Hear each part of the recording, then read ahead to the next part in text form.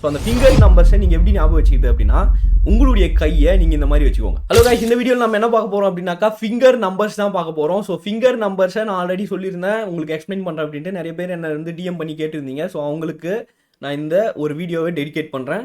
So finger நம்பர்ஸை எப்படி ஞாபகம் வச்சுது அப்படின்றத நான் இந்த வீடியோவில் சொல்ல போகிறேன். Let's get into this. Okay, இந்த மாதிரி வச்சுக்கோங்க.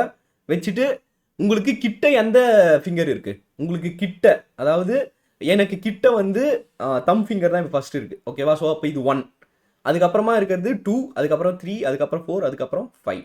ஓகே, ஸோ எனக்கு நியர்பையில் இருக்கிறது 1, 2, 3, 4, 5.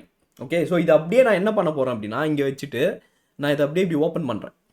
ஓகேவா? ஓப்பன் பண்ணதும் எனக்கு 1, 2, 3, 4, 5. ஓகேவா? 1, 2, 3, 4, 5.